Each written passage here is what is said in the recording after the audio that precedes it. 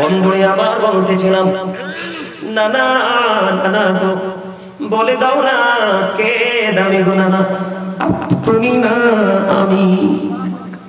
আমার নবীজি একটা ডাক দিয়ে বললেন, নানা গো, তুমি বলে দাও না কে দামি, আমি না তুমি? এবার ইমাম হুসাইন একটা ডাক দিয়ে বলল, নানা গো, তোমার চাইতে আমি বেশি দামি। আমার নবীজি অবাক হয়ে গেলেন, কি চমৎকার উত্তর, কি বিচক্ষণতা ইমাম হুসাইনের। ছোট্ট হুসাইন একটা ডাক দিয়ে বলল, নানা গো, তোমার চাইতে আমি দামি এই কারণে, আমার নানা রাহমাতাল লিল আলামিন, তোমার নানা তো আমার নানার মতো নয়। নানা নানা গো, আমি তোমার চাইতে দামি এই কারণে, আমার মা হলো জান্নাতে মুমিনাদের সরদারিনী, তোমার মা তো আমার মায়ের মতো নয়। জোরে জোরে বলেন না সুবহানাল্লাহ। নানা নানা গো, আমি এই কারণে দামি, আমার বাবা শের খোদা আলী, তোমার বাবা তো আমার বাবার মতো নয়। বন্ধুরে আমার, আমি আস্তে আস্তে করে আপনাদেরকে যদি ইমাম হুসাইনের মর্যাদা, ইমাম হুসাইনের পাওয়ার যদি না বোঝেন, তাহলে আপনি কখনোই কারবালাকে বোঝা সম্ভব না। বন্ধুরে আমার, আহলে বাইতের মধ্যে প্রথম হলো মা খাতুনে জান্নাত ফাতেমা। মা ফাতেমার বিয়ে হলো বন্ধু হযরত আলীর সঙ্গে, ইসলামের চতুর্থ খলিফা, তাদের কলেজার টুকরা ইমাম হাসান হুসাইন দুই ভাই। আল্লাহ রাব্বুল আলামিন ও বন্ধু নবীর আহলে বাইত হিসেবে আমরা তাদেরকে চিনেছি, জেনেছি। আমার দিকে তাকান, আল্লাহর হাবিব হাদিস শরীফের মধ্যে এসেছে, আপনারা আমার প্রাণের নবী তিনি বলে দিয়েছেন, আদিবু আওলাদাকুম আলা তালাতি খিসুলিন, হুব্বি নবীকুম ওয়া হুব্বি আহলি বাইতিহি ওয়া আলা কিরাতিল কুরআন। আল্লাহর হাবিব বলে দিয়েছেন, তোমরা তোমাদের সমস্যা সালাক, আল্লাহর হাবিব বলেছেন, তোমরা তোমাদের সন্তানদেরকে তিনটি বিষয় শেখাও। খেয়াল করবেন, তোমরা তোমাদের সন্তানদেরকে তিনটি বিষয় শিক্ষা দাও। একটি হলো হুব্বি নবীকুম, teach the love of the prophet. এরপর হলো হুব্বি আহলি বাইতিহি, টিচ ফ্যামিলি লাভ, নবীর পরিবারের ভালোবাসা, আহলে বাইতের ভালোবাসা শেখাও।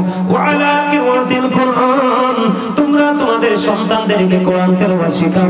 Learn to recite the holy Quran. আল্লাহ রাব্বুল আলামিন, আল্লাহর হাবিব বলে দিয়েছেন, আজকে আমার আলোচনা হলো বন্ধু আহলে বাইতের অন্যতম সদস্য ইমাম হুসাইন রাদিয়াল্লাহু তাআলা ওনার 72 জন সঙ্গীকে নিয়ে নির্মমভাবে বন্ধু 61 ডিগ্রিতে শাহাদাত বরণ করেছে। যেই নবী না এলে দুনিয়া হতো না, যেই নবী না আসলে কোনো কিছু হতো না। ইমাম হুসাইনের দাম এত বেশি রে। একদিন আমার নবীজির কাঁধের মধ্যে ইমাম হুসাইন উঠলেন, উঠে বললেন, নানা নানা গো, ও নানা, আজকে তুমি হবে ঘোড়া, আমি হব ঘোড়ার সওয়ার। ইমাম হুসাইন আপনার আমার প্রাণের নবীর পবিত্র কাঁধ মোবারকের উপর উঠে বসে খেলাধুলা করছে, আর আমার নবীজিকে ডেকে ডেকে বলছে, নানা গো, বলে দাও না তুমি দামি না কি আমি দামি? বন্ধুরে আমার, আমি আমার আলোচনার পূর্বে আপনাদেরকে শর্ত দিব। আমি এখনো দেখতেছি কয়েকজন লোক বন্ধু একটু বিচলিত মনোভাব। ভাই, বিচলিত হলে আবার বলছি বাড়ি চলে যাও। এখানে আলোচনা শুনতে হলে তিনটা কন্ডিশন মানতে হবে। ফার্স্ট কন্ডিশন হলো স্টপ ইওর মাউথ এভরিবডি, সকলের জবানকে বন্ধ রাখতে হবে। সেকেন্ড কন্ডিশন হলো you listening my lecture very attentively, আমার কথা সবাইকে মন দিয়ে শুনতে হবে। আপনি যদি বলেন নো ডোন্ট অ্যাকসেপ্টেবল, আমি বলবো I say go to your seat, out of sight. আপনার ভালো না লাগলে আপনি বাড়ি চলে যান, বিরিয়ানি আপনার কাছে অটো চলে যাবে। যারা মাহফিলে বসে ডিস্টার্ব করে, আমি মনে করি তাদের মধ্যে শুধু বিরিয়ানি খাওয়ার লালসা। কথা বলেন না কেন? সত্য কথা বলতে কি ভয় পান? তাহলে ডিস্টার্ব করার কোনো মানে আছে? আমার জান্নাতের বাগান থাকতে হবে জান্নাতের বাগানের মতো, যেটার মধ্যে আওয়াজ থাকবে না, মনে হয় যে জান্নাতের সুবাতাস হৃদয় খালি শীতল হচ্ছে শীতল হচ্ছে। আপনি আপনার মানসিকতাটাকে ধাবিত করেন আলোচনার দিকে, দেখবেন আপনি একজন মানে আগামী কালকে থেকে বা আলোচনার পর থেকে আপনি ব্যতিক্রমী একজন মানুষ হতে পারবেন। আল্লাহ কবুল করুন, বলেন আমিন। বন্ধুরে আবার বলতেছিলাম, নানা নানা গো, বলে দাও না কে দামি গো নানা, তুমি না আমি। আমার নবীজি একটা ডাক দিয়ে বললেন, নানা গো তুমি বলে দাও না কে দামি, আমি না তুমি। এবার ইমাম হুসাইন একটা ডাক দিয়ে বলল, নানা গো তোমার চাইতে আমি বেশি দামি। আমার নবীজি অবাক হয়ে গেলেন, কি চমৎকার উত্তর, কি বিচক্ষণতা ইমাম হুসাইনের। ছোট্ট হুসাইন একটা ডাক দিয়ে বলল, নানা গো তোমার চাইতে আমি দামি এই কারণে, আমার নানা রাহমাতাল লিল আলামিন, তোমার নানা তো আমার নানার মতো নয়। নানা নানা গো আমি তোমার চাইতে দামি এই কারণে, আমার মা হলো জান্নাতে মুমিনাদের সরদারিনী, তোমার মা তো আমার মায়ের মতো নয়। জোরে জোরে বলেন না সুবহানাল্লাহ। নানা নানা গো আমি এই কারণে দামি, আমার বাবা শের খোদা আলী, তোমার বাবা তো আমার বাবার মতো নয়। বন্ধুরে আমার, আমি আস্তে আস্তে করে আপনাদেরকে যদি ইমাম হুসাইনের মর্যাদা, ইমাম হুসাইনের পাওয়ার যদি না বোঝেন, তাহলে আপনি কখনোই কারবালাকে বোঝা সম্ভব না। এই যুগের মানুষ কারবালাই শুধু জানে, কিন্তু কতটা দামি আর কতটা কম দামি, কতটা উৎকৃষ্ট এবং কতটা নিকৃষ্ট, দুটোর মধ্যে কতটুকু ডিসটেন্স আছে মানুষ বুঝতে পারে না। বন্ধু আমার দিকে তাকান, হাদিস শরীফের মধ্যে আমার রাসূল বলেছেন, হুমা রাইহানাইহা মিনাদ দুনিয়া। ও বন্ধু, আমার নবীজি বলে দিয়েছেন, ইমাম হাসান হুসাইন দুনিয়ায় দুইটা আমার ফুল। Imam Hassan and Hussein, to my flower in the world. আল্লাহু আকবার বলেন না। বলতেছে কি আল্লাহু আকবার। আল্লাহর হাবিব বলতেছে, বন্ধু শুধু এখানে একান্ত নয়, ওই যে আল্লাহর হাবিব বলেছে তোমরা তোমাদের সন্তানদেরকে আহলে বাইতের ভালোবাসা শেখাও। এই ভালোবাসাটা কি আমি আপনাদেরকে বলতে চাই বন্ধু। সর্বপ্রথম যদি মা খাতুনে জান্নাত ফাতেমার কথা আমি বলি, আপনারা আমার প্রাণের নবী বলে দিয়েছেন, ফাতেমা তু সাইয়্যিদাতু নিসাই আহলিল জান্নাহ। রাসূল বলেছেন, mother Fatema is the leader of females in জান্নাত। আল্লাহর হাবিব বলেছেন, ও বন্ধু এই চেঙ্গার চর মতলব চেঙ্গার চরের আমার মা, মা গো আমার বোন বোনেরা সবাইকে বলছি হৃদয় খুলে শুনো গো, তোমরা কোনো টেনশন করো না, তোমরা কোনো বিচলিত হইও না, শুধু মা ফাতেমার আদর্শকে ভিতরে লালন করো, ওখান থেকে তুমি বাস্তবায়ন করে জীবন পরিচালনা করো। আমার নবীজি বলে দিয়েছে তোমাদের কোনো টেনশন নেই, জান্নাতের রিসিপশনে তোমাদেরকে রিসিভ করে নিয়ে যাবে আমার কলিজার টুকরা ফাতেমা। আহলে বাইতের ওজন বুঝেন, প্রথম সদস্য। তাহলে আপনার মা দাদি নানি চাচি জেঠি খালা তাদের কোনো বিপদ আছে? কোনো বিপদ নাই। ও বন্ধু, এবার আমরা যারা আছি আমরা শিক্ষা অর্জন করব। আল্লাহর হাবিব জানিয়ে দিয়েছে, আনা মাদিনাতুল ইলমি ওয়াদিউন বাবুহা। আমার রাসূল বলে দিয়েছে, I am a city of education, the gate of that city is Ali. আমার নবীজি বলে দিয়েছেন, বন্ধু আমি হলাম শিক্ষার শহর, আর সেই শহরের দরজা হলো আমার আলী। জোরে জোরে বলুন না সুবহানাল্লাহ। ও আমার ভাই, ও আমার বাবা গো, কেউ তোমরা ঘরে বসে থাকো না, যদিও ঘরে বসে থাকো হৃদয় করে একটুখানি শোনো তোমরা আমাদের দাম কত বেশি, আমাদের মর্যাদা বন্ধু কত বেশি। মা ফাতেমা এবং আলী দুজনের বিয়ে হলো, তাদের মাধ্যমে আল্লাহ রাব্বুল আলামিন আমাদের প্রিয় দুইজন কলিজার টুকরা জান্নাতের দুইটা ফুল আমাদেরকে পাঠালেন। আল্লাহর হাবিব বলে দিয়েছেন, আল হাসান ওয়াল হুসাইন সাইয়্যিদা শাবাবি আহলিল জান্নাহ। আপনারা আমার প্রাণের নবী বলে দিয়েছেন, ইমাম Hasan and Husain are the leader of younger people in জান্নাহ। আপনারা আমার প্রাণের নবী বলে দিয়েছে, ইমাম হাসান হুসাইন জান্নাতে। ও চেঙ্গার চরের যুবক, ও আমার যুবক বন্ধুরে, তোমরা যারা আজকে এই মাহফিলটাকে ভালোবাসতে পারলা, এই মাহফিলে বসে বসে প্রাণ উজাড় করে ইমাম হাসান হুসাইন তাদের প্রেমময় ইতিহাস তোমরা শুনতে পারলা, আমার নবী বলে দিয়েছে, যুবকেরা তোমরা টেনশন করো না, দুই ভাই আর আজকে যদি আমরা যদি মুরব্বীদেরকে কিছু রং করতে দেখি, মনের অজান্তে হতে পারে আমরা তাদেরকে নিয়ে বিরূপ মন্তব্য করি। কিন্তু ইমাম হাসান হুসাইন দুই ভাই সুন্দর করে টেকনিক করে বন্ধু দুটা শিখাই দিলেন। সুবহানাল্লাহ বলেন না। এমন একজন আদর্শবান, এমন একজন গুড ক্যারেক্টার সম্পূর্ণ পারসন, কোনদিন বন্ধু কোনদিন অন্যায়ের কাছে আপোষ করতে পারে না, অন্যায়ের কাছে মাথা নত করতে পারে না। আপনারা অনেকেই জানেন না 61 হিজরিতে কেন কারবালা হলো। 3 দিন পর্যন্ত ফুরাত নদীর পানি বন্ধ, তারপরেও কেন হুসাইন পিছনে গেল না, তারপরেও যুদ্ধের ময়দানের দিকে বন্ধু দৌড়াইতে থাকলো। এটার কারণ কি? এটার কারণ হলো সত্য এবং মিথ্যার পার্থক্য করার জন্য।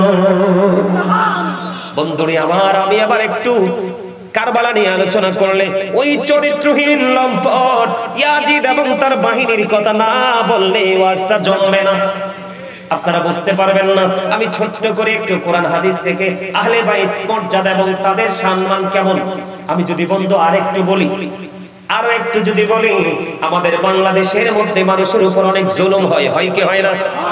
বিশেষ করে একটা এক্সাম্পল, বাড়ি বাড়ি ঘরে ঘরে দলিতের ঘরে কাজের মেয়েরা লাঞ্ছিত হয়, গরম খন্তির ছেঁকা খায়, আছে না নাই? আসেনি বন্ধু? আহলে বাইতের চরিত্র দেখেন। মা ফাতেমা নবীজির কাছে গেল, বাবা গো আমার একজন কাজের লোক লাগবে। আমার নবীজি বললেন, না মা, তোমার কাজের লোকের কোনো দরকার নেই, তোমার ফ্যামিলির যত কাজ তুমি করবে এই কাজের জন্য তুমি সওয়াব পাবে। কিন্তু তারপরেও মা ফাতেমা যদি না পারতেন, কোনো না কোনো সাহায্য পাওয়ার জন্য কোন সহযোগীকে আনতেন। আল্লাহর হাবিবের কন্যা যাকে নবীজি উম্মে হাবিবা বলে ডাকতেন, যখন কাজের লোককে দিয়ে কোন সময় কাজ করাতেন তিনি তাকিয়ে থাকতেন কাজের লোকটার কষ্ট হয় কিনা। যদি দেখতো কাজের মহিলার কষ্ট হয়, মা খাতুনে জান্নাত ফাতেমা বলতো, তুমি একটু বিশ্রামে যাও, তুমি একটু বিশ্রাম করো, তুমি একটু ঠান্ডা হও। উনি বিশ্রাম করতেন, মা ফাতেমা কাজটা শুরু করতো। মা ফাতেমা যখন কাজে আর একটু ক্লান্তি বোধ করতো, কাজের লোক তখন থেকে কাজ করত। এই হলো মা ফাতেমার চরিত্র। অসংখ্য নিয়ামতের খবর আছে বন্ধু, এর মধ্যে একটা বেশি আমাদের বাংলাদেশে বেশি চলে, এই জন্য এটা বললাম। এখন আমাদের দেশে মদ গাঁজা আছে না নাই? ওই তৎকালীন সময়ে 1000-এরও বেশি মহিলা অবৈধ সন্তান প্রসব করেছে। এত আস্তে বললেন নাউজুবিল্লাহ। আপনারা কি ক্লান্ত হয়ে যাচ্ছেন? হ্যাঁ, একটু ধৈর্য ধরে শুনেন, আমি মূল কথাগুলো আপনাদের সামনে তুলে ধরবো।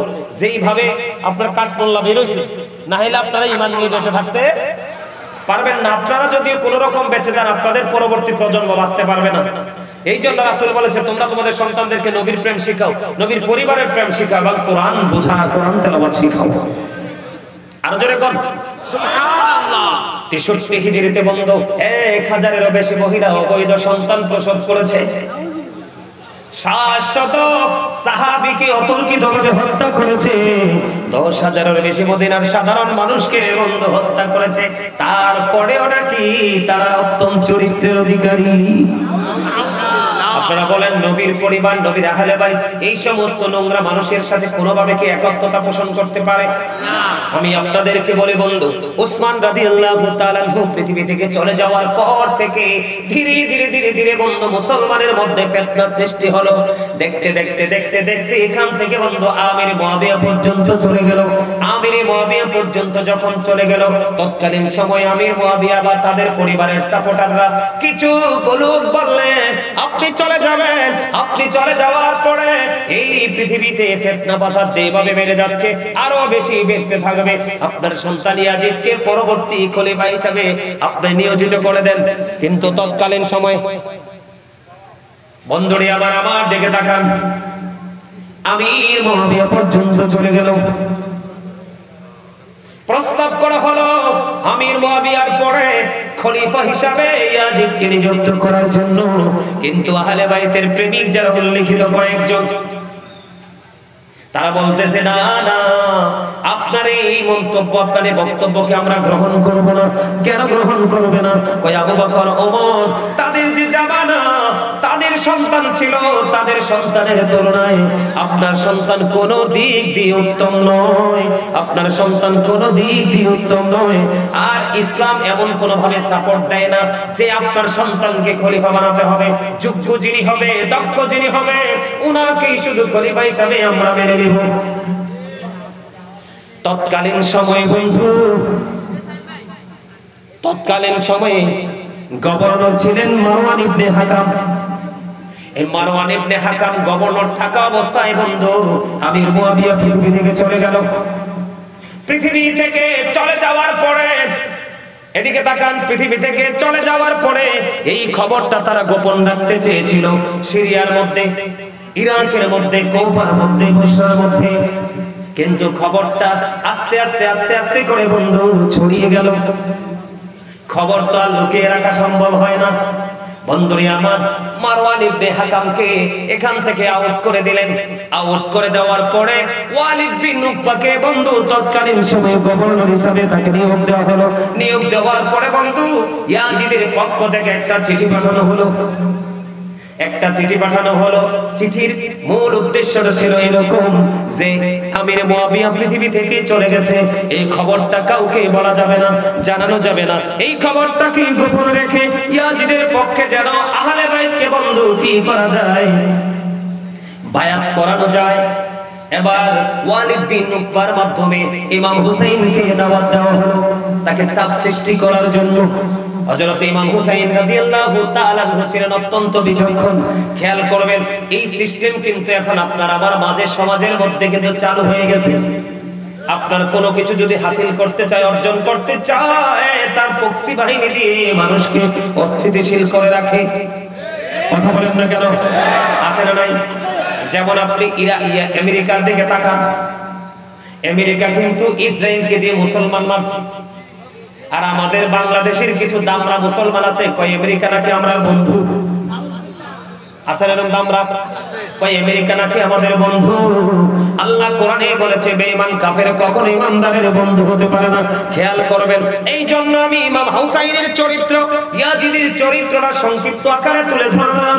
বন্ধুরে আমার, ওয়ালিদ বিন উকবার যখন চিঠি আসলো, ইমাম হুসাইনকে ডাকলেন। তিনি ছিলেন অত্যন্ত বিচক্ষণ। ইমাম হুসাইনকে ডেকে ডেকে নিয়ে আসলেন। আসার পরে উনি ওনার সঙ্গীদেরকে নিয়ে ওনাদের সাথে দেখা করার জন্য আসলেন। আসার পরে বন্ধু এখানে যখন দেখা হলো, দেখা হওয়ার পরে বললেন ইয়াজিদের উপর বায়াত গ্রহণ করার জন্য নাকি চাপ সৃষ্টি করা হলো। এবার ইমাম হুসাইন একটা ডাক দিয়ে বললেন, আমি চুপি চুপি একা একা বায়াত গ্রহণ করব না। আমি যদি বায়াত গ্রহণ করতে হয় তাহলে আমি ওপেনলি খোলা মাঠে আমি কি করব? আমি এখান থেকে কি করব? বের হয়ে যাব। বায়াত যদি করতে হয় আমি খোলা মাঠে ওপেনলি করব। বন্ধু এই কথা বলার পরে মারওয়ান ইবনে হাকাম ছিলেন আহলে বাইত বিদ্বেষী, অত্যন্ত দুষ্ট, অত্যন্ত নষ্ট মনা মানুষ। এবার ওয়ালিদ বিন উকবাকে বললেন, সেই যদি বায়াত গ্রহণ করতে রাজি না হয় তাকে এক্ষুনি পৃথিবী থেকে বিদায় করে দেন। ওয়ালিদ বিন উকবা আহলে বাইতের প্রতি প্রেমিক ছিলেন, যদিও ইয়াজিদ বাহিনী কর্তৃক বন্ধু গভর্নর ছিলেন তৎকালীন সময়ে। এবার তিনি কি করলেন, না না, আমার হাতে যদি গোটা পৃথিবীর সব কিছু যদি আমার হাতে তুলে দেওয়া হয়, আমি কখনোই আহলে বাইতকে নবীর কলিজার টুকরাকে হত্যা করতে পারবো না, শহীদ করতে পারবো না। কারণ যার হাতে নবীর কলিজার টুকরা শহীদ হয়ে যাবে, কাল হাসরের দিন আল্লাহ রাব্বুল আলামিন তাকে কোনোভাবেই ক্ষমা করবে না। এদিক দিয়ে ইমাম হুসাইন রাদিয়াল্লাহু তাআলা আনহু বললেন, কার এত বড় বুকের পাটা, কে আছে এত বড় সাহস, কার আছে আমি হুসাইনকে আঘাত করার মতো? বলে বন্ধু বীরের মতো ওয়ালিদ বিন উকবা এবং মারওয়ান ইবনে হাকাম তাদের দল থেকে বন্ধু বের হয়ে গেলেন, এখান থেকে চলে গেলেন। চলে যাওয়ার পরে বন্ধু এই দিক দিয়ে তিনি এখান থেকে চলে গেলেন। বন্ধুরে আমার, কুফা থেকে একটার পর একটা ওই দিক দিয়ে ইমাম হুসাইনের কাছে চিঠি আসা শুরু হলো। এই দিক দিয়ে আরো অনেক ঘটনা আছে বন্ধু, সব কিছু বলা যাবে না। আমি শুধু ইয়াজিদ এবং ইয়াজিদ বাহিনীর চরিত্রটা তুলে ধরতেছি, কারণ আহলে বাইত ছিল সত্যিকারের ন্যায়ের পক্ষে, কোরআন সুন্নাহর পক্ষে, রাসূলের আদর্শের পক্ষে। আর ইয়াজিদ ছিল যদিও মুসলমান, মুনাফিক মার্কা মুসলমান বন্ধু, সে তার মধ্যে ধারণ করেছে, লালন করেছে ইহুদিদের সংস্কৃতি। সুরে সুরে নাউজুবিল্লাহ। এদিক দিয়ে ইমাম হুসাইন বের হয়ে গেল, কুফা থেকে চিঠি আসতে লাগলো, কমপক্ষে 150 চিঠি আসলো। এদিক দিয়ে চিঠি আসার কারণ হলো কি জানেননি? চিঠি আসার কারণ হলো আমির মুয়াবিয়া পৃথিবী থেকে চলে গেছে, এই খবরটা প্রকাশিত হয়ে গেছে। প্রকাশিত হওয়ার পরে মানুষগুলো এবার ইয়াজিদের হাতে বায়াত গ্রহণ করবে না। তার যে দল, তার যে চিন্তা, তার মতামত, এটার মধ্যে তারা একাত্মতা পোষণ করবে না, তারা আহলে বাইতের হাতে বায়াত গ্রহণ করবে। বন্ধুরে আমার, দেখতে দেখতে দেখতে দেখতে দেখতে দেখতে ও বন্ধু, কুফা থেকে আস্তে আস্তে 150 চিঠি আসলো। চিঠি আসার পরে ইমাম হুসাইন কুফা যাওয়ার জন্য বন্ধু আগ্রহ পোষণ করলো, কিন্তু আগ্রহ পোষণ করার পরে তিনি কুফার অবস্থাটা পর্যবেক্ষণ করার জন্য তিনি পাঠিয়ে দিলেন মুসলিম বিন আকিলকে। জোরে জোরে বলুন আল্লাহু আকবার। বন্ধুরে আমার, ওনার অত্যন্ত ঘনিষ্ঠ প্রিয়জন তিনি মুসলিম বিন আকিলকে পাঠিয়ে দিলেন। পাঠিয়ে দেওয়ার পরে কিতাব প্রমাণ করেছে মুসলিম বিন আকিল কুফায় যাওয়ার পরে কয়েক দিনের মধ্যে হুসাইনের পক্ষে কমপক্ষে 18,000 মানুষকে হুসাইনের পক্ষে, নবীর পক্ষে বায়াত করিয়ে ফেলেছে। বন্ধুরে আমার, ওই দিক দিয়ে ইয়াজিদের কাছে খবর তো পৌঁছে গেছে যে ইমাম হুসাইনের পক্ষ থেকে কুফার মধ্যে বন্ধু একজন গিয়েছে, যার নাম হলো মুসলিম বিন আকিল। উনি চলে গেলেন, বায়াত গ্রহণ করতে করাইতে শুরু করলেন। করতে করতে এর মধ্যে বন্ধু এই মুসলিম বিন আকিলকে হত্যা করার জন্য, মুসলিম বিন আকিলকে ঘায়েল করার জন্য ইয়াজিদ বাহিনী প্রণোদনা দেওয়া শুরু করে দিল। বন্ধুরে আমার, তাড়াতাড়ি করে বলতেছি, অনেক সময় হয়ে গেছে। মুসলিম বিন আকিলকে হত্যা করার জন্য, মুসলিম বিন আকিলকে ধরার জন্য ইয়াজিদের পক্ষ থেকে বন্ধু একজন দূত নিয়োজিত করা হলো। ওই পক্ষ থেকে বন্ধু মাত্র 3000 দিরহাম। কত হাজার? 3000 দিরহাম দেওয়া হলো মুসলিম বিন উজ্জার কাছে। ওর কাছে যখন 3000 দিরহাম দেওয়া হলো, ইয়াজিদ বাহিনীর কথা হবে মধুর চেয়ে মিষ্টি, চরিত্র হবে ফেরাউনের মতো, আত্মাটা হবে বাঘের চাইতে হিংস্র। আপনারা বললে অবাক হয়ে যাবেন, মাত্র 3000 দিরহাম মুসলিম বিন আকিলকে খুঁজে বার করার জন্য তারা খবর পাইলেন একজন লোকের, যে মুসলিম বিন আকিলের সন্ধান ওই লোকটা জানে। জানার পরে বন্ধু ইয়াজিদ বাহিনী কি করলেন, ওই মুসলিম বিন উজ্জার মাধ্যমে ওখানে গেলেন। যাওয়ার পরে বললেন, আমি ইমাম হুসাইনের কাছে বায়াত গ্রহণ করতে চাই, আমি আহলে বাইত প্রেমিক, তার জন্য আমি পাগল পাড়া, আমি তার জন্য দেওয়ানা। এই কথা বলার পরে আমি তার জন্য কিছু হাদিয়া নিয়ে এসেছি, মাত্র 3000 দিরহাম। জোরে জোরে কন্যা নাউজুবিল্লাহ। মূলত কিন্তু আহলে বাইত প্রেমিক না, নবীর প্রেমিক না, হুসাইন প্রেমিক না। ও বন্ধু, তার তথ্য সংগ্রহ করার জন্য চলে গেল। এই দিক দিয়ে ইমাম হুসাইনের পক্ষ থেকে যখন মুসলিম বিন আকিল বায়াত গ্রহণ করতেছে, একদিক দিয়ে ইমাম হুসাইনের পক্ষের লোক উনাকে হত্যা করার জন্য ইয়াজিদ বাহিনী উঠে পড়ে রেখেছে। তৎকালীন সময় তখনকার নেতা ছিলেন ইবনে জিয়াদের নেতৃত্বে তাকে হত্যা করার পায়তারা চলতেছে। আর এই দিক দিয়ে মুসলিম বিন আকিল যখন 18,000 মানুষকে যখন বন্ধু ইমাম হুসাইনের পক্ষে কি করলেন, বায়াত করিয়ে ফেললেন। এবার তিনি চিঠি পাঠিয়ে দিলেন ইমাম হুসাইনের কাছে যে কুফার অবস্থা আপনার অনুকূলে, আপনি চলে আসেন। এই দিক দিয়ে ইমাম হুসাইনের কাছে চিঠি চলে গেল, ইমাম হুসাইন আসার জন্য প্রস্তুতি নিল। অন্যদিকে কুফার অবস্থা ধীরে ধীরে বন্ধু প্রতিকূলতার দিকে চলে যায়। তার কারণ হলো যে ইয়াজিদ বাহিনী তাকে হত্যার জন্য পাগল পাড়া হয়ে গেল। এই দিক দিয়ে কুফার দিকে ইমাম হুসাইন রওনা হয়েছে, এই দিক দিয়ে মুসলিম বিন আকিলকে হত্যা করার জন্য পায়তারা শুরু করলো। করতে করতে মুসলিম বিন আকিল কয়েক জায়গায় স্থান পরিবর্তন করেছে।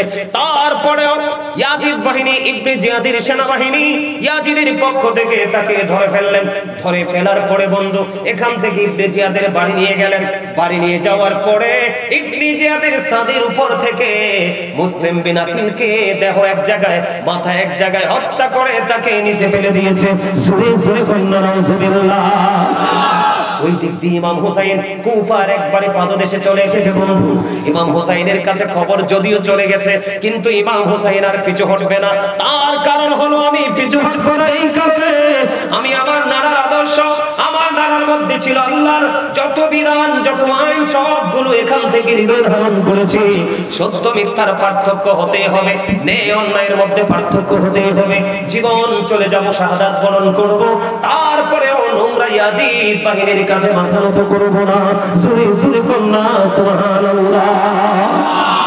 এখন ইয়াজিদ বাহিনী দ্বারা লাঞ্ছিত আমাদের নবীর প্রেমিকরা আহলে সুন্নাত ওয়াল জামাতের লোকেরা হয় কি হয় না? আরো জোরে বলেন, আরো জোরে বলেন, হয় কি হয় না? আপনারা দেখছেননি, আপনারা দেখছেন এই যে আওয়ামী লীগ ক্ষমতা থেকে চলে গেল, মনে হয় যেন সকল দরবার আওয়ামী লীগের লোক ছিল। বিষয়টা এমন হয়ে গেছে, আওয়ামী লীগ ক্ষমতা ছাড়ার পরে বাংলাদেশের দরবারগুলোতে আক্রমণ শুরু হয়েছে। আমি আজকে আপনাদেরকে বলি, সত্যিকারের আলেম যারা, সত্যিকারের আল্লাহর ওলি যারা, তারা কোনোদিন কোন দলকে ভালোবাসবে না, ভালোবাসবে ওই দলকে যেই দল দেশের প্রতি ভালোবাসা আছে, মানুষের প্রতি ভালোবাসা আছে, তার রাষ্ট্রকে সুন্দরভাবে ডিজাইনেবল করে সাজাবার প্রত্যয় আছে, ওই মানুষকে ভালোবাসবে। যিনি জুলুম অত্যাচারী, কখনোই মানুষ কোন হক্কানি আলেম ওলিরা ভালোবাসতে পারে না। এটা হলো বন্ধু ইসলামের কথা, দ্বীনের কথা। দেখবেন সুন্নি জামাতের কোন আলেম, সুন্নি জামাতের কোন পিশাব ক্ষমতার জন্য পাগল না, তারা শুধু প্রেমের কি নিয়ে ঘুরে, প্রেম ভালোবাসা নিয়ে ঘুরে। চাইলে একটু ভালোবাসা নিয়ে যাও, না পারলে তুমি নীরবে বসে থাকো। বন্ধু আজকে আমাদের অবস্থা হয়ে গেছে এরকম। মসজিদপুর দরবারের দিকে তাকান, মসজিদ পুরে ছাই হয়ে গেছে, ফলের গাছগুলো একবারে টুকরো টুকরো করে দিয়েছে। ওই পিশাবের ঘর বাড়ি বন্ধু কি করে নিয়েছে, লুণ্ঠন করে নিয়ে গেছে। সারা জীবন তারা বলেছে যে বেদাত বেদাত বেদাত, এখন বেদাতীদের গরু খাইতে কি লজ্জা করবে না? বেদাতীদের দুম্বা খাইতে গিয়ে লজ্জা করবে না? কথা বলেন না কেন? বেদাতি পীরের ঘরের আসবাবপত্র ব্যবহার করতে কি লজ্জা করবে না? কথা বলেন না কেন? আমি কি বেঠিক বলছি? বেঠিক যদি হয় তাহলে পুরাই বেঠিক, ঠিক যদি হয় তাহলে 100% ঠিক। ঠিক কিনা বলেন? এতদিন তাদেরকে জানতাম ইমাম চোর, এখন দেখি তারা মহিষ চোর। ঠিক কিনা বলেন?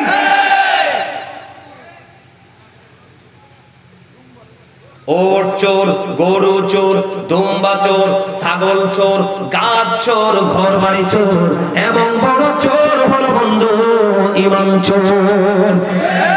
এই চোরদের কাছে গেলে দেখবেন নবীরে যত ছোট করা যায়, যেরকম নাউজুবিল্লাহ। এই কারণে দেখবেন এখন টুপি দেখলে, মোল্লা দেখলে সাধারণ মানুষ ভয় পায়।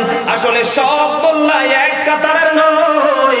নবীর প্রেমিক হুসাইনি কাফেলার মোল্লা হলো একটা দল, যেটার নাম হলো আহলুস সুন্নাত ওয়াল জামাত। আল্লাহ রাসূল বলেছে আহলুস সুন্নাত ওয়াল জামাত ইজ দ্য বেস্ট পার্টি। আর ৭৩ দলের মধ্যে ৭২টাই বন্ধু ঝামেলা। আপনারা অপেক্ষা করেন, আপনাদের এখানেও আসবে। সজাগ থাকতে হবে, সচেতন থাকতে হবে, নিজেদের স্বাধীনতা, নিজেদের সার্বভৌমত্বকে প্রতিষ্ঠিত করার জন্য, ধরে রাখার জন্য ওই হুসাইনি আদর্শকে লালন করতে হবে। ঠিক আইয়া পড়ছে। আপনারাও এক দেড়াইতে লাড়ি রাখবেন হাতে। কি কয় রায় এক হাত থেকে ১.৫ হাতে রেখে মারতে আরাম। গত ২৮ তারিখের প্রোগ্রাম, আমার দিকে তাকান। গত ২৮ তারিখের প্রোগ্রাম শেষ করার পরে মোনাজাত হ্যাংলা করে এক ছেলে আইসা কয় হুজুর এখানে তো ইয়াজিদ বাহিনী আইয়া বসছে। আরে কি কইলি? কয় হ্যাঁ হুজুর ইয়াজিদ বাহিনী আইয়া বসছে, হুন্ডালে এখানে ট্রল দিচ্ছে। তো কি করবে? কয় হুজুর আপনাকে আক্রমণ করবে। সত্যি চাইয়া দেখে ৩০ থেকে ৪০ জন এক একটা পাঠার মতো বড়ি। ওই যে আমার চাচা না যারা কইতেছে দুম্বা খাইছে, আসলে হেসা। তাও হালাল দুম্বা না। এই হালাল দুম্বা খাইলে মানুষ কি মোটা? চুরি করে দুম্বা খাইলে, এই দুম্বা খাইলে মানুষ মোটা হয়। হালাল খাবার কখনো মানুষের বডির সৌন্দর্যকে নষ্ট করে না। ঠিক কি বলেন? পরে তারা জানে না, তারা মনে করছে হুজুরের গাড়ি তো একটাই, আমার সাথে গাড়ি আছে ৩টা ৪টা, সবটি মানুষ পুরা। এর মধ্যে আল্লাহর কুদরত থেকে আল্লাহ পাঠাইছে এক গাড়ি পুলিশ। নাহিলে কিন্তু আমার অবস্থা খারাপ করে ফেলতো। কোরআন কিতাব দিয়ে বুঝ করার ক্ষমতা নাই, লাঠি নিয়ে বুঝ করতে আসে। আল্লাহ হাবিব বলেছে যেটা কুস্তি খেলায় জিতে, লাঠি নিয়ে যেটা জিততে আসে এটা কখনোই শক্তিশালী নয়। যেটা ধৈর্য ধরে কৌশলে যেটা জিততে পারে এটাই হলো বড় শক্তি। কথা কয় না কেন? আপনি কি মনে করছেন কুস্তি কি শক্তিশালী? আরে নো, কৌশল, কোরআন হাদিস, ইলম, এটা নিয়ে আসো পারলে। আমার কথা আপনারা বুঝতেছেন নি? মানে আমি গুরুত্বপূর্ণ পয়েন্টগুলো আপনাদের সামনে তুলে ধরতেছি, যে তারা মুর্শিদপুর দরবারে হামলা করছে, তাদের মাদ্রাসায় খোলাফায়ে নজরের দিকে পড়ে। কথা কয় না রে, কথা কয় না। টিভিতে দেখেন নাই? 70 বছরের বুড়া এক ছেলের সর্বনাশ করে দিয়েছে, টিভিতে আসছে। এগুলো হচ্ছে ইয়াজিদের চরিত্র। কার চরিত্র? হুসাইনের চরিত্র এগুলো। বন্ধুরে আমার দিকে তাকান, আমি হৃদয় খুলে বলছি। এবার ইমাম হুসাইন ধীরে ধীরে ধীরে ধীরে বন্ধু কুফায় চলে গেল ইমাম হুসাইনকে শহীদ করার জন্য। ইয়াজিদের পক্ষ থেকে সবচেয়ে বেশি শক্তিশালী যিনি ছিল, ওনার নাম হলো বন্ধু হুর বিন ইয়াজিদ। উনি কি করলেন? তাদেরকে কুফা পর্যন্ত হত্যা করার জন্য নিয়ে গেলেন। এবার হুর একটা ডাক দিয়ে বললেন, আমার দিকে তাকান। নবীর আহলে বাইতের ভালোবাসা মানুষকে মৃত্যুর দুয়ার থেকে, আগুন থেকে কেমনে বাঁচায়। যেই হুর ইমাম হুসাইনকে পাহাড় দিয়ে কুফায় নিয়ে আসলো, কুফায় নিয়ে আসার পরে তার হৃদয়ের মধ্যে আহলে বাইতের প্রেম জন্ম হলো, নবীর ভালোবাসা জন্ম হলো। এবার তিনি ডাক দিয়ে বললেন, ঘোড়া থেকে তিনি নেমে পড়লেন। ঘোড়া থেকে নামার পরে তিনি প্রশ্ন করলেন, হে আলী মুকাম, ও রাসূলের কলিজার টুকরা ইমাম হুসাইন, আমি আপনাকে একটা কথা বলতে চাই। আমি তো আপনাকে কুফা পর্যন্ত নিয়ে এসেছি, শত্রুদের কবলে, একেবারে শত্রুদের আস্তানায় আমি আপনাকে নিয়ে এসেছি। আমি যদি এখন তওবা করি, আল্লাহ আমাকে ক্ষমা করবে কিনা? জোরে জোরে বলেন না সুবহানাল্লাহ। তার নাম হলো বন্ধু হুর। এবার ইমাম হুসাইন একটা ডাক দিয়ে বললেন, সত্যি যদি তুমি হৃদয় থেকে তওবা করো, সত্যি যদি তুমি ভালোবেসে তওবা করো, তাহলে আল্লাহ রাব্বুল আলামিন তোমাকে ক্ষমা করে দিবে। চলো কন্না সুবহানাল্লাহ। এবার ইমাম হুসাইন বললেন, তুমি ঘোড়া থেকে নামো, তুমি ঘোড়া থেকে নেমে আসো। এবার হুর বললেন, না না, আমি ঘোড়া থেকে নামবো না, আমি আপনার দলের হয়ে সর্বপ্রথম আপনার জন্য সীসা ডালা দেয়াল হয়ে যাব। আমার লাশ যদি পড়ে, আমার শহীদি লাশ যদি পড়ে, আমার জীবিত অবস্থায় আমি নামবো না, আমি শহীদ হয়ে আপনার কদমে আসবো। সবচেয়ে বেশি শক্তিশালী, সবচেয়ে বেশি পাওয়ারফুল, যার ক্ষমতার কাছে বন্ধু সহজে কেউ দাঁড়িয়ে থাকতে পারে না। এখান থেকে বন্ধু চলে এলো আস্তে আস্তে আস্তে আস্তে করে কারবালার দিন। এদিক দিয়ে কিন্তু তাদের জন্য পানি বন্ধ। কি বন্ধ? ফুরাত নদীর পানি বন্ধ। তাদের জন্য কোনো পানির ব্যবস্থা নাই বন্ধু। মুনাফিক কেমন আপনি চিন্তা করেন, ইয়াজিদ বাহিনী কেমন চিন্তা করেন, যারা ইমাম হুসাইন এবং ওনার সঙ্গীদেরকে হত্যা করেছে, ওরা কিন্তু ইমাম হুসাইনের পিছনে নামাজও পড়েছে। নাউজুবিল্লাহ বলেন না। এবং যখন পানি চেয়েছিল কুফায় ঢোকার পরে, ইমাম হুসাইনের সঙ্গীদের থেকে তাদেরকে পানিও খাওয়াইছিল। একটু পরে যারা হত্যা করবে, দেখছেন নি মানবতা, প্রেম, ভালোবাসা, ওনারা জানে তারা হত্যা শহীদ হয়ে যাবে, তারপরেও বন্ধু একটা সেকেন্ড দেরি করেনি। আল্লাহু আকবার।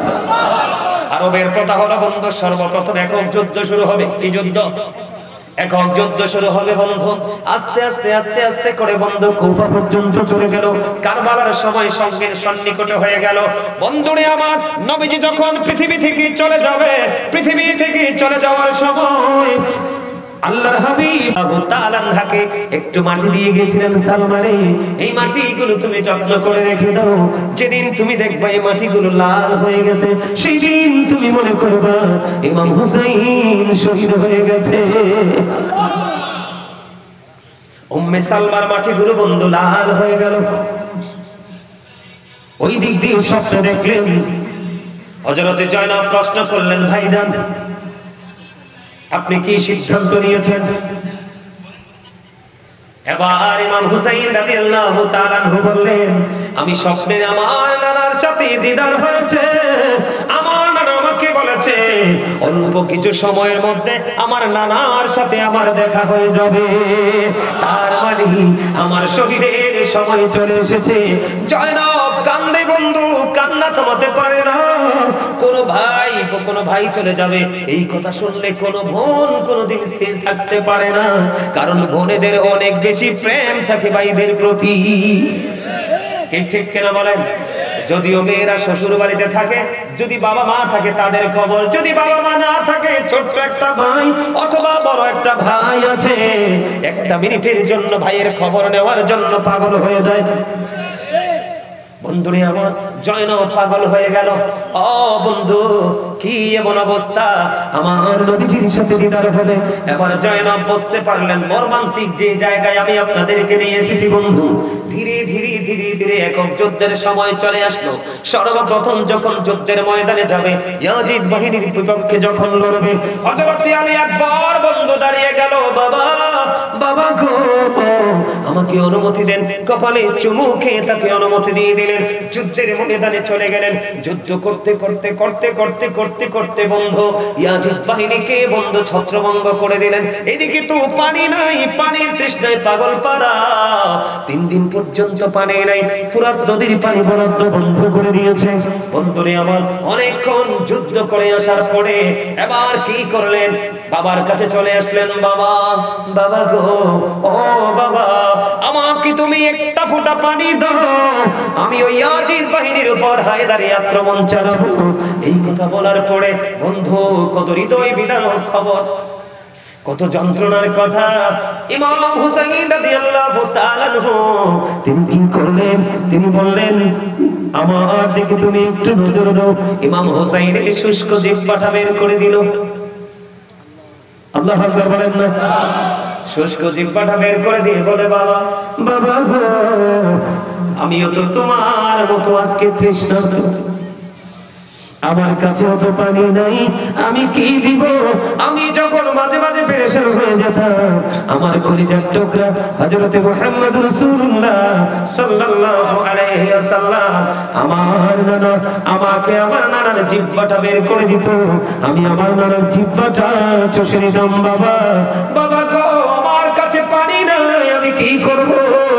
জিহ্বাটা বের করে দিলেন। বন্ধু, কত কষ্ট, কত যন্ত্রণা, কত ত্যাগ ইমাম হুসাইন করেছে রে, শুধুমাত্র নানার আদর্শকে বাস্তবায়ন করার জন্য। বন্ধুরে আমার, এবার ইমাম হুসাইনের জিহ্বাটা একটু বের করে দিল। ইমাম হযরত আলী আকবর ইমাম হুসাইনের শুষ্ক জিহ্বাটা বন্ধু চষলো। চষে আবার কি করলেন, যুদ্ধের ময়দানে চলে গেলেন। যুদ্ধ শুরু করলো, আবার পুনরায় যুদ্ধ শুরু করলো। যুদ্ধ করতে করতে করতে করতে হঠাৎ করে ইমাম হুসাইন একটা আওয়াজ পেলেন, বাবা, বাবা গো, আমাকে সাহায্য করো। এবার বন্ধু ইমাম আলী আকবরের বুকের মধ্যে তীর বিদ্ধ হলো, রক্তের বন্যা বয়ে গেল। ইমাম হুসাইন দৌড়ে চলে গেল। যাওয়ার পরে দেখলেন আদরের টুকরা করে যার টুকরা ওই কারবালার ময়দানে শাহাদাত বরণ করেছে। ইন্না লিল্লাহি ওয়া ইন্না ইলাইহি রাজিউন। যখন তিনি শহীদ হয়ে গেলেন বন্ধু, ইমাম আলী আকবর শহীদ হওয়ার আগ মুহূর্তে ইমাম হুসাইনের একটা চুলদারিও পাকা ছিল না। যখন আলী আকবরের এই পবিত্র দেহটা যখন ওনার কাঁধের মধ্যে উঠাইয়া তাবুর দিকে যখন রওনা হলো, ইমাম হুসাইনের সবগুলো চুলদারি পাইকা সাদা হয়ে যায়। জোরে জোরে আল্লাহু আকবার। বন্ধুরে আমার, বন্ধু এখান থেকে ওনার এই পবিত্র দেহটা তাবুর সামনে নিয়ে গেল। তাবুর সামনে নিয়ে যাওয়ার পরে এবার আহলে বাইতের দ্বিতীয় সদস্য যুদ্ধের জন্য প্রস্তুতি নিয়েছে। তিনি হলেন হযরতে হাসান রাদিয়াল্লাহু তাআলা আনহুর কলিজার টুকরা হযরতে কাসিম রাদিয়াল্লাহু তাআলা আনহু। আল্লাহু আকবার বলেন না। এবার চাচাকে একটা ডাক দিলেন, আমার রাসূলের কলিজার টুকরা ইমাম হোসেনকে একটা ডাক দিয়ে বললেন, চাচা, চাচা গো, আমাকে একটু অনুমতি দাও, আমি যুদ্ধের ময়দানে যাব। বন্ধু, অনেক কথা হলো দুজনের মধ্যে, এবার অনুমতি দিয়ে দিলেন। যুদ্ধের ময়দানে গেলেন। যুদ্ধ করতে করতে করতে করতে বন্ধু শাহাদাত বরণ করলেন। ইন্না লিল্লাহি ওয়া ইন্না ইলাইহি রাজিউন। তাকেও কি করলেন, তাকেও তাবুর সামনে এসে রাখলেন। এর মধ্য দিয়ে বন্ধু হযরত আলী আকবরকে তীর বিদ্ধ করে তীর মেরে ওনাকেও শহীদ করে দিল। জোরে জোরে বলুন, ইন্না লিল্লাহি ওয়া ইন্না ইলাইহি রাজিউন। দেখতে দেখতে দেখতে দেখতে বন্ধু একক যুদ্ধ শেষ হয়ে গেল। এবার একমাত্র হুসাইন রাদিয়াল্লাহু তাআলা আনহুর পালা। এখন কি করব? ইমাম হুসাইন রাদিয়াল্লাহু তাআলা আনহুকে আক্রমণ করার সাহস কেউ পায় না। তারপরেও ইমাম হুসাইন রাদিয়াল্লাহু তাআলা আনহু যুদ্ধের ময়দানে গেল। আক্রমণ করা হলো। ওনার সাথে যুদ্ধ চলতে চলতে চলতে বন্ধু একটা পর্যায়ে তিনি বুঝতে পারলেন জোহরের নামাজের সময় হয়ে গেছে। এবার একটা ডাক দিয়ে বললেন, এখন নামাজের সময় বুঝি হয়েছে? কয় হ, নামাজের সময় হয়েছে। কয় আমাকে শহীদ করে দিবা, কোনো দুঃখ নাই, তোমরা আমাকে একটু সুযোগ দাও, আমি আমার জীবনের শেষ সেজদাটুকু আমার মালিকের কদমে দিতে চাই। সুবহানাল্লাহ, উচ্চ স্বরে বলেন আল্লাহু আকবার। আমরা কত ফ্রি সময় কাটাই, কত অবসর থাকি বন্ধু, কত নামাজ আমাদের থেকে ছুটে যায়, আমরা নামাজ পড়তে চাই না। ইমাম হুসাইনকে ভালোবাসতে শিক্ষা নেন, যত ঝড় আসুক, যতই তুফান আসুক, নামাজ ছেড়ে দেওয়া যায় না। বন্ধু নামাজ যখন শেষ হলো, নামাজ শেষ হওয়ার পরে এবার সীমার বুকের উপর এসে চেপে বসলো। সীমার যখন বুকের উপর এসে চেপে বসলো, সীমারকে ডাক দিয়ে বলে, সীমা তুমি আমাকে পৃথিবী থেকে বিদায় করে দিবে? তোমাকে বিদায় করে দিব, পৃথিবীতে আর বাঁচিয়ে রাখবো না। এবার ইমাম হুসাইন একটা ডাক দিয়ে বললেন, সীমার তোর বুকের জামাটা একটু খোল, আমি তোর বুকখানি একটু দেখবো। সীমা তোর বুকের জামাটা একটু খোল। এবার সীমার বুকের জামাটা বন্ধ খুললেন। সীমার বুকের জামাটা খোলার পরে চাইয়া দেখলেন তার বুকের মধ্যে সাদা সাদা শ্বেত চিহ্ন দেখা যায়। জোরে জোরে কন্যা নাউজুবিল্লাহ। আমরা বাংলাদেশে এটাকে শ্বেত রোগ বলি, হাদিস শরীফের ভাষায় এটাকে দবল অথবা কুষ্ঠ রোগ বলা হয়। এবার শিমরের বুকের জামাটা বন্ধ খুললো। খোলার পরে ইমাম হুসাইন একটা ডাক দিয়ে বলল, তুই বুঝি সেই বদকিসমত, আমার নানা আমাকে বলে গেছে সাদা সাদা দাগের কুকুরগুলো আমার বাগান হরণ করে নিয়ে যাবে। জোরে জোরে কন্যা নাউজুবিল্লাহ। বন্ধুরে আমার, অসংখ্য ইয়াজিদ বাহিনীর মাঝে মাত্র ৭২ জন সদস্য। বন্ধুরে আমার, এবার কি করলেন? ইমাম হুসাইনকে শাহাদাত করে দিলেন, দেহ থেকে মাথাটা আলাদা করে দিলেন। আলাদা করে দেওয়ার পরে এরপরেও বন্ধু ইয়াজিদ বাহিনী ক্ষান্ত হয় নাই। এই কুফার মধ্যে, ধুলাবালির মধ্যে ইমাম হুসাইনের ওই পবিত্র দেহ এবং ওনার সঙ্গে যারা আরো সঙ্গী, তাদের এই পবিত্র দেহের মধ্যে ঘোড়া দিয়ে বন্ধু পদদলিত করা হয়েছে। জোরে জোরে নাউজুবিল্লাহ। বন্ধুরে আমার, আমি আপনাদেরকে বলি, ইমাম হুসাইন যখন শহীদ হইল, ওই ইমাম হুসাইন শাহাদাত বরণ করার সঙ্গে সঙ্গে সিরিয়ার যে কোনো পাথর যখন সরানো হতো, তাজা রক্ত বন্ধু প্রবাহিত হতো। ওই বাইতুল মুকাদ্দাসে আপনার জ্বলন্ত পাথর আছে জানেননি? ওখান থেকে বন্ধু তাজা রক্ত প্রবাহিত হয়েছে। ইমাম হুসাইন যখন শাহাদাত বরণ করেছে, আসমানের ফেরেশতারা পর্যন্ত ক্রন্দন করেছে। হাদিস শরীফের মধ্যে এসেছে জিনেরা পর্যন্ত ক্রন্দন করেছে। বন্ধু সঙ্গে সঙ্গে সূর্য গ্রহণ হয়েছে, এত অন্ধকার হয়েছিল, মনে হয়েছিল যেন কিয়ামত সেদিন কায়েম হয়ে যাবে। বন্ধু ইমাম হুসাইনের শহীদ কেউ বন্ধু মেরে দিতে পারেনি। মানুষ বলেন, জিন বলেন, সব কিছু বন্ধু ইমাম হুসাইনে শোকাহত হয়েছে ইমাম হুসাইনের শাহাদাতে। এবার বন্ধু ইয়াজিদ বাহিনী কি করলেন? ইমাম হুসাইনকে শহীদ করে দিয়েছে। ইমাম হুসাইনকে শহীদ করে দিয়েছে। এই দিক দিয়ে শোনার পরে ইমাম হুসাইনের কাছ থেকে, ইমাম হুসাইনকে শহীদ করে ইয়াজিদের কাছ থেকে বন্ধু পুরস্কারের জন্য ইয়াজিদের বাড়ির দিকে রওনা হলো ইয়াজিদ বাহিনী। যাইতে যাইতে যাইতে যাইতে যাইতে যাইতে বন্ধু পথি মধ্যে অন্ধকার হয়ে গেল। অন্ধকার যখন হয়ে গেল, অন্ধকার হয়ে যাওয়ার পরে রাস্তার মধ্যেই তারা একটা তাবু গাড়লেন। রাস্তার মধ্যে যখন তাবু গাড়লেন, যেখানে তারা তাবুটা গেড়েছিল ওখানে বসবাস করত একটা খ্রিস্টান পাদ্রী। পাদ্রী বুঝতে পেরেছে রাসূলের কলিজার টুকরারে পবিত্র মাথা নিয়ে যাচ্ছে ইয়াজিদের কাছে পুরস্কারের জন্য। এবার পাদ্রী খবর পেয়ে ছুটে আসলেন ইয়াজিদ বাহিনীর কাছে। ওরে ইয়াজিদ বাহিনী, তোরা কতটা বদকিসমত, তোদের বুঝি এতটুকু হাত কাঁপলো না? রাসূলের কলিজার টুকরাকে কেমন নিষ্ঠুর ভাবে তোরা শহীদ করে দিলি, তারপরেও ক্ষান্ত হলি না, মাটির মধ্যে বালুর মধ্যে পদদলিত করলে, এখন আবার নির্লজ্জের মতো ওই মাথাটা নিয়ে রওনা দিয়েছ ইয়াজিদের কাছ থেকে পুরস্কার নিবা। কিন্তু ইয়াজিদ পুরস্কার দেওয়ার পাত্র নয়, ইয়াজিদ ব্যবহার করেছে তোমাদেরকে। বন্ধুরে আমার, দেখেন না এরা কতটা অর্থলোভী। আজকে দেখবেন অর্থের জন্য, নিজের সুবিধার জন্য ইয়াজিদ বারকা মৌলবীরা শুধু বেদাত ফতোয়া দিয়ে দিয়ে মানুষকে আমল থেকে দূরে সরাই দিচ্ছে। আরে কথা বলেন না কেন? এক জায়গায় মাহফিলে গেছি, মাহফিলে যাওয়ার পরে মুরব্বীরা বলতেছে, আমি বলতেছি সুবহানাল্লাহ বলেন, আলহামদুলিল্লাহ বলেন, আল্লাহু আকবার বলেন। তো মুরব্বী সভাপতি আমার ডান দিকে না বাম দিকে জানে ছিল, মুরব্বী আমার ডাইকা বলে, হুজুর আমার গ্রামের মানুষের কোনো দোষ নাই হুজুর, এরা সহজ সরল মানুষ।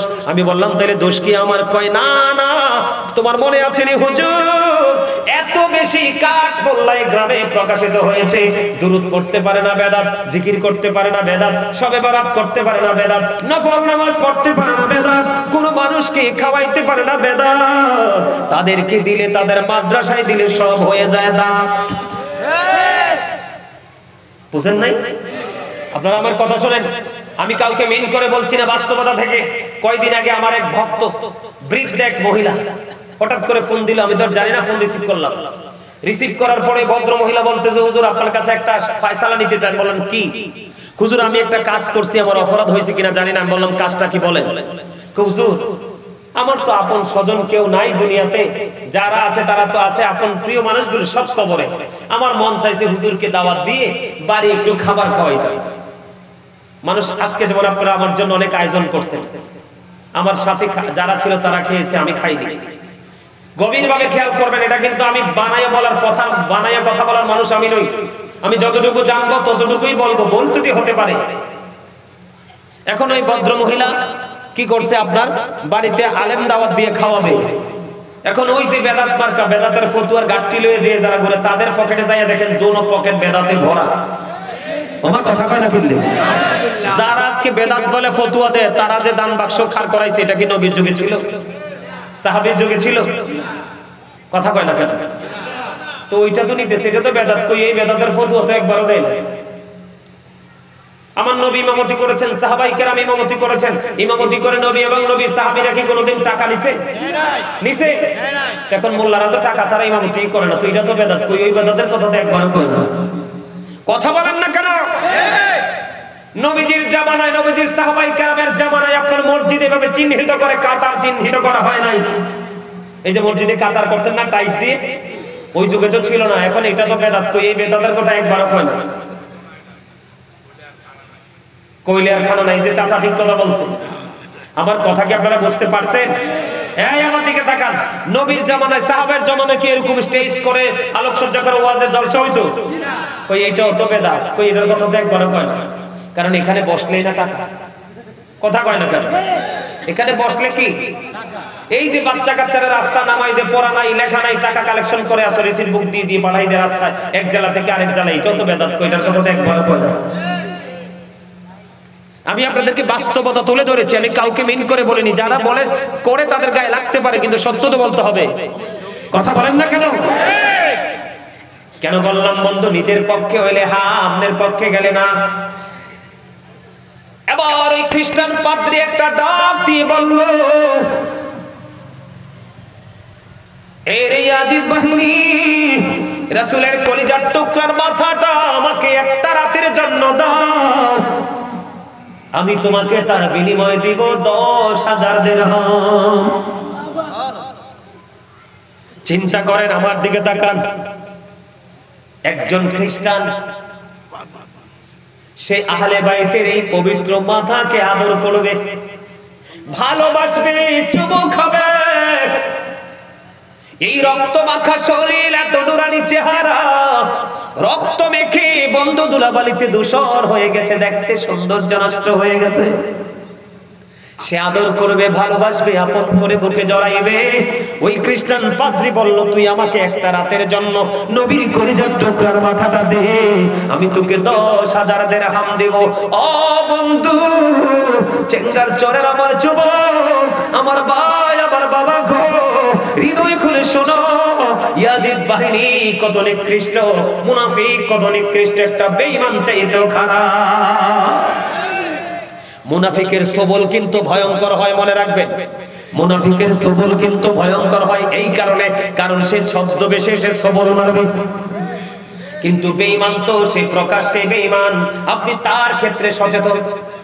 কথা বলেন না কেন? বন্ধু এবার ইয়াজিদ বাহিনী 10,000 দিরহামের বিনিময় দিয়ে দিলেন খ্রিস্টান পাদ্রীকে। এবার ওই খ্রিস্টান পাদ্রী কি করলো? বন্ধু দেখেন আহলে বাইতের ভালোবাসা, তাদের মর্যাদা, তাদের শ্রদ্ধা কত বেশি রে। ও বন্ধু এবার কি করলেন? ওই খ্রিস্টান পাদ্রী ইমাম হুসাইনের মাথাটা নিলেন, নিয়ে উঁচু একটা জায়গার মধ্যে রাখলেন।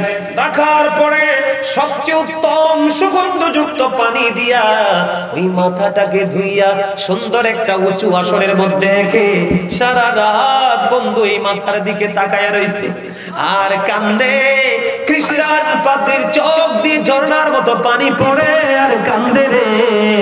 তিনি বললেন, আমি যখন ওই ইমাম হুসাইনের মাথাটা যখন উঁচু জায়গায় রেখে যখন তাকায় এলাম, আমি স্পষ্ট করে দেখতে পেয়েছি সাদা, একবারে সাদা নুরানি পাখি ওই মাথাটার চারপাশে শুধু তাওয়াফ করতেছে। আল্লাহু আকবার, আর জোরে বলুন আল্লাহু আকবার। বন্ধুরে আমার একটা রাত্র শেষ হয়ে গেল। ইয়াজিদ বাহিনী ইমাম হুসাইনের ওই পবিত্র মাথা নিয়ে গেল। যখন ইয়াজিদের বিবি হিন্দা যখন জানতে পারলো ইমাম হুসাইনকে শহীদ করে দিয়েছে, ইয়াজিদের বিবি বন্ধু বিষয়টাকে সহজভাবে নিতে পারে নাই। জোরে জোরে আল্লাহু আকবার।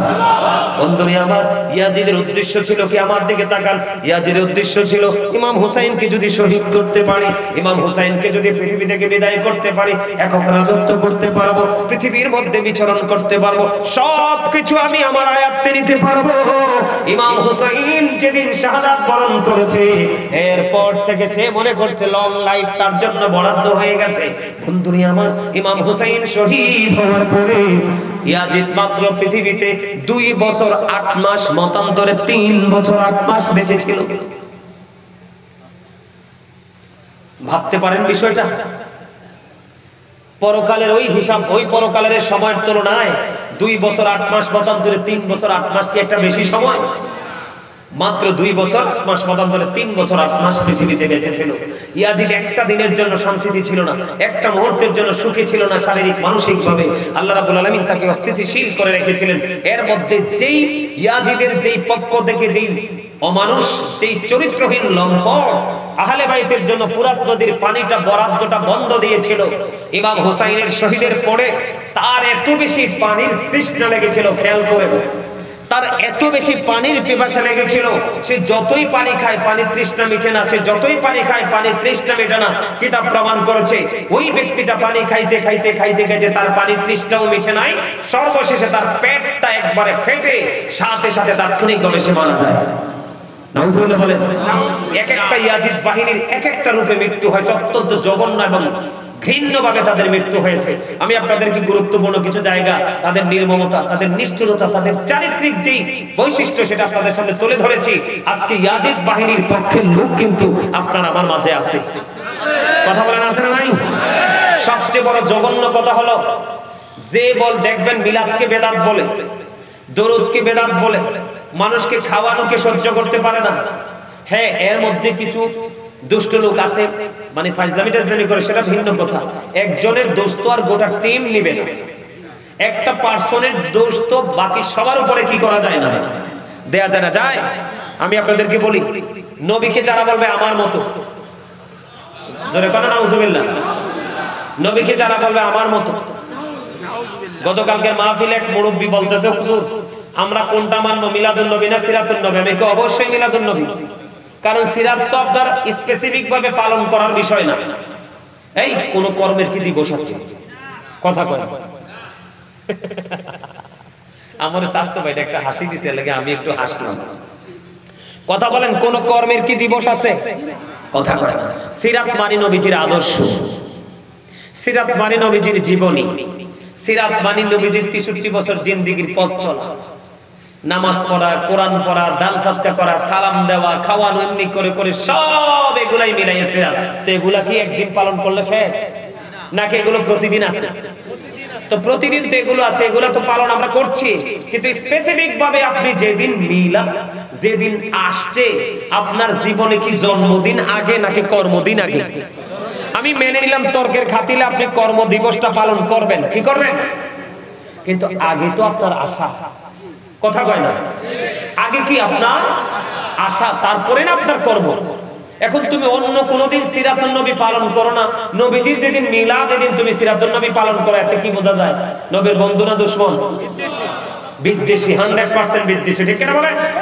এমনি করে রাসূলের ক্ষেত্রে যাদের মধ্যে দেখবেন মানে বিরোধ মন্তব্য, আমার দিকে তাকান, রাসূল এবং রাসূলের আহলে বাইতে দুই জায়গাকে ভালোবাসা ফরজ এবং ঈমান। এখানে যদি আপনার বিন্দু পরিমাণ কোনো গলদ থাকে তাহলে কিন্তু বাঁচার কোনো উপায় নাই। বুঝতে পারছেন আমার কথা? বাঁচার কি কোনো উপায় আছে? বাঁচার কোনো উপায় নাই। সম্মানিত উপস্থিতি, রাসূলকে মুখ দিয়ে, অন্তর দিয়ে, সাপোর্ট দিয়ে কোনোভাবে অপমান করা যাবে? রাসূলকে কোনোভাবে ছোট করা যাবে? রাসূলকে আঘাত করা হলো কুফরি, রাসূলের আহলে বাইতকে আঘাত করা কি কুফরি। আপনার রাসূল এবং রাসূলের আহলে বাইতকে ছোট করে খাটো করে যারা কথা বলে কাজ করে তারা কখনোই নামাজ রোজা হজ যাকাত দিয়ে আল্লাহ পাবে না। আপনি কি মনে করেছেন? এই আল্লাহ বলতেছে, হাবিব আপনি যে তাদের কাছে রিসালাত দিয়ে গেছেন, এর বিনিময়ে আপনি তাদেরকে বলে দেন আমি তোমাদের কাছে কিছুই চাই না, আমি চাই শুধু আমার আহলে বাইতের ভালোবাসা। অত্যন্ত গুরুত্বপূর্ণ না বিষয়টা? কথা বলেন, গুরুত্বপূর্ণ কিনা? সম্মানিত উপস্থিতি, যারা নবীর দুশমন, নবীর সাথে যাদের দুশমনী আছে, এই আপনি মিলাদ পড়েন না সেটা আপনার ব্যাপার, কিন্তু যিনি পড়ে আপনি তাকে নবীর প্রেমিক বলতে পারলেন না, আপনি বেদাতি বলে দিলেন। কি বোঝা যায়? হ্যাঁ, ঠিক না? হ্যাঁ, আমি তো নবীকে মহব্বত করে মিলাদ পড়ছি, আপনি আমাকে নবীর প্রেমিক বলতে পারলেন না, বেদাতি বলতে পারলেন না, আমি আপনাকে কি বলবো? এটি অত্যন্ত সেনসিটিভ বিষয়। এই আমাদেরকে দেখেন, আল্লাহ রাসূল বলেছেন ওয়াইয়াকুম ওয়াইয়াহুম লা ইউদিন্নুনাকুম ওয়া লা ইফতিনুনাকুম। রাসূল বলেছেন তোমরা তাদের থেকে দূরে থাকো, তাদেরকে তোমাদের থেকে দূরে রাখো, কারণ তাদের সাথে মিশলেই তোমরা পথভ্রষ্ট হয়ে ফিতনায় পড়বে। তারা যেন তোমাদেরকে পথভ্রষ্ট করতে না পারে, ফিতনায় ফেলতে না পারে। কথা বুঝে আসছে? এই যে দুইটা জায়গা আমি আপনাদেরকে ছোট্ট ছোট্ট করে পার্থক্য করে দিলাম, আপনারা বুঝতে পারছেন? ইয়াজিদ বাহিনী পুরোই নেগেটিভ, আর হুসাইন এবং হুসাইনি কাফেলার লোক সবাই পজিটিভ, ঠিক কিনা বলেন?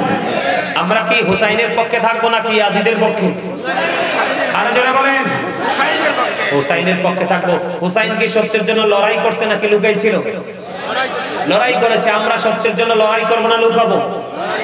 বাংলাদেশের যেই কোন প্রান্তে আল্লাহর ওলিদের মাজারে হামলা হবে, কোন আলেমের উপর হামলা হবে সুন্নি জামাতের, আমরা সারা বাংলাদেশ থেকে ঐক্যবদ্ধ হয়ে প্রতিরোধ গড়ে তুলবো, ঠিক কিনা বলেন? আপনারা দেখছেন কতগুলো মাজার ভাঙছে? মাজার ভাঙছে কিনা? অনেক মাজার ভাঙছে। তবে সব শ্রেণীর মানুষ, এখানে কোনো সুন্নি না, সব শ্রেণীর মানুষের কলিজার মধ্যে আঘাত লাগছে মুর্শিদপুরের ঘটনা। মানুষকে কাঁদিয়েছে। এখানে কোনো সুন্নি টুন্নি বা কোনো দল, আমি দেখেছি ম্যাক্সিমাম মানুষের হুজুর দল মত নির্বিশেষে, আরে ভাই আমার দিকে তাকান, আপনার আল্লাহর ওলি তো থাক দূরের কথা, সাধারণ কোন মানুষের কবরকে অসম্মান বা অপমান করা যাবে না। এদিকে তাকান, হাদিস শরীফের মধ্যে এসেছে আল্লাহ রাসূল বলেছে একটা কবরের উপরে বসার চাইতে একটা মানুষের জামায় আগুন লাগাই দিল, আগুনে তার জামাটা পুড়ে ফেললো, জামাটা পুরা শেষ হয়ে তার বডিটা পুরো ছাই হয়ে গেল, এটা তার জন্য অনেক উত্তম একটা কবরের উপরে বসার চাইতে। কথা বুঝতে পারছেন আমার? মানে আপনার গা আপনি আগুন লাগিয়ে পুড়ে ফেলা অনেক উত্তম কাজ একটা মুসলমানের কবরের উপরে বসার চাইতে। হাদিস শরীফের মধ্যে এসেছে মৃত ব্যক্তির হাড় ভাঙা আর জীবিত ব্যক্তির হাড় ভাঙা সমান অপরাধ। আপনারা দেখেন না সিরাজগঞ্জে এক দরবারের থেকে আপনার যে ডেড বডিটা পড়ে আছে, ওটা নাকি একটা পাগলের মাজার ছিল, ওই মাটি খনন করে তার দেহগুলো এই পাই টু পাই করে খুলে খুলে বস্তা ভরে নিয়ে ফেলে দিয়েছে। এগুলা কি কখনো কোনো সভ্য জাতির কাজ? মুসলমানের কাজ? আপনারা দেখেন এরা মন্দির পাহারা দেয়, কি করে? এরা মন্দির পাহারা দেয়, হিন্দুদের পূজা করার জন্য প্রোটেকশন দেয়, দাড়ি টুপি নিয়ে এদের লজ্জা আছে? আবার হেদের গীতা পাঠ করে খুব উচ্চ আওয়াজে, আর ওই দিক দিয়ে আল্লাহর ওলির মাজার ভাঙে। আপনি চিন্তা করেন মুসলমানের ক্লাসটা কোথায়?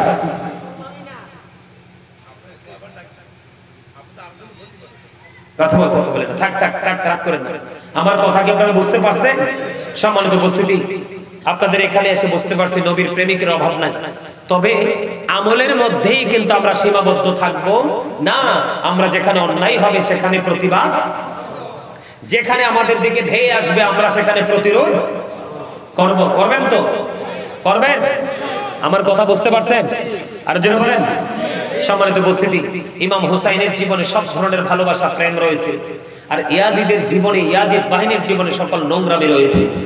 আল্লাহ আমাদেরকে ইয়াজিদ বাহিনীকে বয়কট করার, ইমাম হুসাইন এবং তার আদর্শকে অন্তরে ধারণ করে বাস্তব জীবনে বাস্তবায়ন করার তৌফিক দান করুক। সকলে বলেন আমিন। আরো জোরে বলেন আমিন। বাবারে অনেক সময় হয়ে গেছে। বিজ্ঞানীদের বিজ্ঞানী গজল গাইলে হাদিয়া লাগবে। ওমা আসবে কোন দিয়া? উত্তর দিয়া না দক্ষিণ দিয়া? হ্যাঁ, এই বিজ্ঞানীদের বিজ্ঞানী গজল কে পছন্দ করছেন? এদিকে আসেনি লোক, এনে আসেনি। হাদিয়া দন লাগতো না, একটা নার গাছে আইয়ে আপনাদেরকে হাদিয়ার কথা কনের পরে দেখছেন সবদিকে কেমনে চুপ করে রয়েছে। আরে মিয়া, আমি তো আপনাদের ইন্টারভিউ নিছি।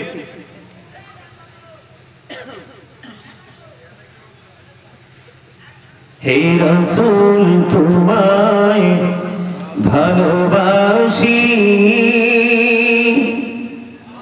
অন্তরে শুধু মুখে না, জান্নাতের আশায় নয় হে রাসূল, জাহান্নাম কেউ ডরি না। ঠিক কিনা বলেন? আমরা জান্নাতের আশায় নয়, জাহান্নামকে ভয় করে নয়, আমার মালিক বলেছে রাসূলকে ভালোবাসতে হবে। আমরা সেই দিক থেকে আমরা আমাদের প্রাণের নবীকে ভালোবাসবো, নবীর আহলে বাইতকে ভালোবাসবো, কোরআনের আইনকে মেনে চলবো। সম্মানিত উপস্থিতি, আমার যে বিজ্ঞানীদের বিজ্ঞানী গজল, এটার মধ্যে তো আপনার নবীজির মুজিজা প্রকাশিত হয়।